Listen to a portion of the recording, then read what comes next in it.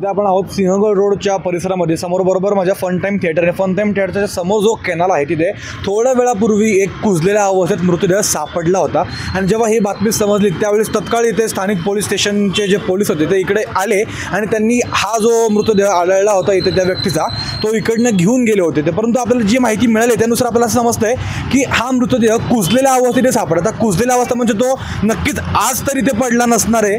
परंतु आता हा किती दिवस झाले या माणसाला मरून किती दिवसांपासून हा इथे आहे, तर ही गोष्ट जी आहे ती सगळं पंचनामा झाल्यानंतर आपल्याला समजणार आहे. आणि अजून एक गोष्ट इथे अशी आपल्याला विचार करण्यासारखी आहे की आज सकाळी देखील डेंगळेपूलच्या इथे देखील एक अशी एक बॉडी सापडली. आज पुन्हा एकदा इथे अशी एक बॉडी सापडते. म्हणजे ही चेन मर्डर तर नाही ना असा संशय देखील नागरिकांच्या माध्यमातून व्यक्त केला जातोय. किंवा हा कशावर हा मर्डरच आहे किंवा हा सुसाईड नाही आहे ना, हा देखील इथे प्रश्न. म्हणजे आता या सर्व प्रश्नांचे उत्तरं आता आपल्याला एकूण पंचनामा झाल्यानंतरच कळेल की हा मर्डर होता का, हा सुसाईड होती का, हा आपापल्या ह्यांनीच म्हणजे त्यांनी प्राण सोडलेत.